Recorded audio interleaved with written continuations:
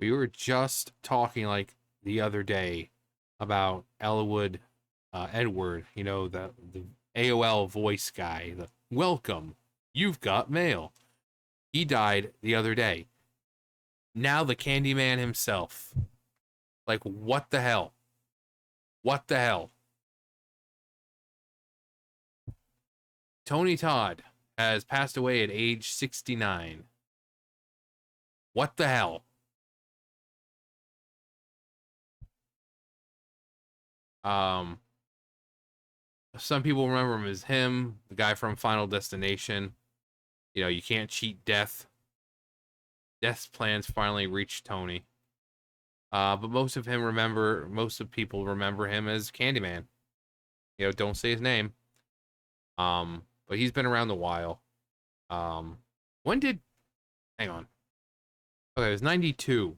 I knew it was early 90s. I didn't know what date it was. But yeah, he's had a long like 1985, 1986. He kind of started. He had done Broadway and stuff like that. 1986. He kind of really gets into things, and 92, from 92 to like 2000, was it 21 movie came out, the last Candyman movie. He's playing the character. A lot of shows, movies, Demolition Man. For people who are psychos, he was on an episode of Psych, Young and the Restless. I mean, this guy is just, he's audiobooks and stuff like that, just because he has such a amazing voice. Um, Venom. He voiced Venom in what was it, a few years ago. So I'm like, this guy, you name it, he's done it. He's done it. Um, so he's had a pretty long career. Like I said, 1986. So, like 40 years he's had as a career just doing movies and TV shows and having his voice used and stuff like that. But people know him as Candyman because that's probably the one role that he had the longest, apart from his reoccurring part on Young and the Restless. But people know him as Candyman. Um, like the I saw in the comments he's like the Black Freddy Krueger. I mean, because yeah, I mean that's kind of almost what he was. Um, but he had a way of terrifying you. Even though he wasn't, not like a pinhead kind of villain. He wasn't a Freddy looking kind of villain. He was just a normal looking dude in a big old coat. Um, he had the bee type thing going on, and sometimes it doesn't have to be horrific for it to be offset. Like ugh, god. Um, and of course he has his hook. Um, like I said, Final Destination. He was in what, most of them, wasn't he? And it was just the corner or whatever. And he's like, "Oh yeah, you can't cheat death," and it's like it's gonna come for all of you eventually. So you can try to trick it, but eventually death will get back on track, and he'll come for each and every one of you. No point fighting it. Yeah, see, he was very, very tall, imposing, not extravagant, but he's got this coat that looks, really bulks him up. Um, One last farewell to truly an underdog icon. Candyman was something else. Yeah, it was. Loved him as Candyman, Spider-Man, and Indiana Jones. Oh yeah, here we go. Venom in 20, yeah, Spider-Man 2, 2023. I just played Black Ops 2. But if I say his name 3 times, would he come back?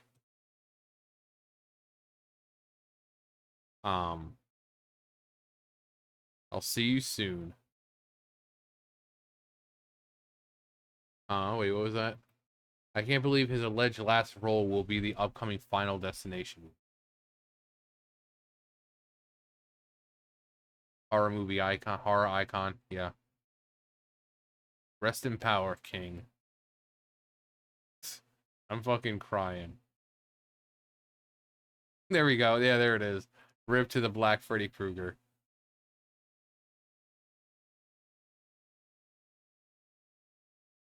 So this is Final Destination Bloodlines.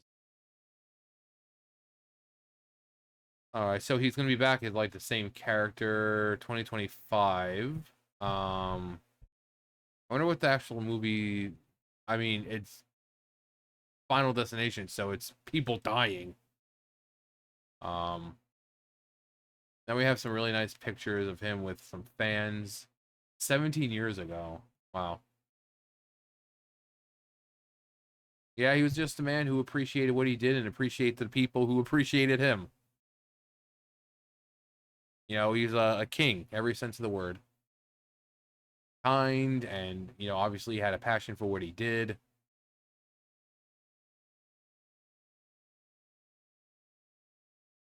You know, because you have too few, especially, you see it with the older celebrities like him.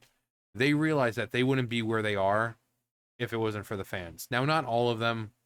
You know, you have a lot of older celebrities who, you know, they think they're the shit. But this was a man who he appreciated the fans. You know, he appreciated fans. When you see a man like this going to conventions and stuff like that and wanting to be there to just truly interact with the people who helped make him famous, you know, countless other roles in horror and drama. His commanding presence, distinctive voice. Oh yeah, that voice of his, man. That's why he's so good with audiobooks. That man had it. He had a nice voice. He had a nice voice. Rip King. Incredible actor. Scared the shit out of me every time he was on screen.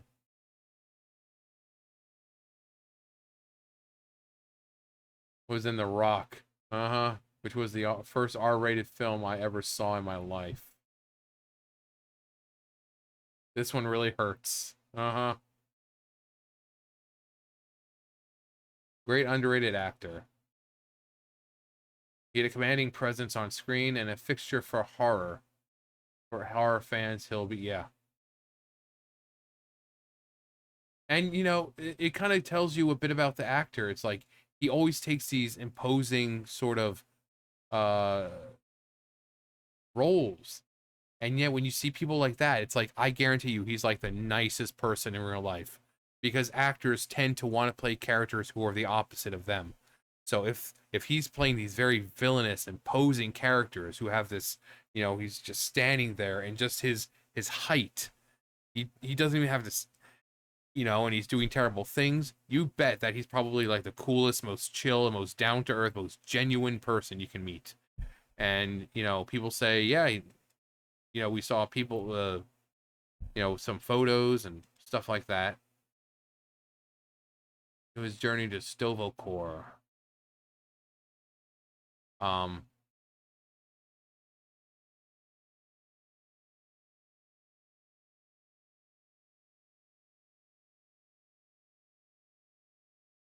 oh yeah.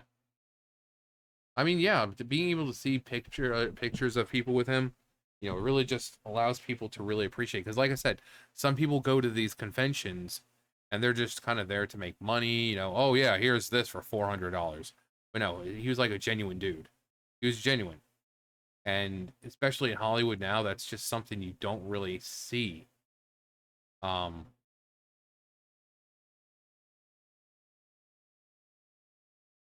but yeah, it's a real shame. Really cool guy. You know, you have a character that's lasted since '92, and even when they rebooted the movie, they didn't get someone else. No, they got the man himself. So it's a real shame. But like I say with everyone, regardless of what you thought of him, of his political leanings or whatever, because that's all people care about sometimes these days. Respect his family, respect his friends, uh, just be kind. That's all you got to do. If you don't have anything nice to say about him, just don't say anything then. Just don't say anything then. Sometimes the greatest thing you can do is just stay quiet. So, if you're going to say, oh, well, I didn't like him because he was, to just stop. Just stop. Don't embarrass yourself. But yeah, Tony Todd. the Candyman himself is no longer with us at age 69. But anyway, it's a shame. It really is. Just all the good ones are dying off, and now we just keep getting left with these narcissistic, entitled, the world owes me something because of my job. Um, so, but let me know your favorite Tony Todd role, and it doesn't have to be Candyman. I'm sure everyone's seen a little bit of everything he's been in. But yeah. Did you see the newer one that came out 2021? And what did you think of it? Any other memories? If you've met him, let me know. And any other memories you have of Mr. Tony Todd. Mr. Toad. But yeah, real shame. 69. Too young. Too young. But that's going to do for me. You guys know the drill. I'll see you guys later. Bye, guys.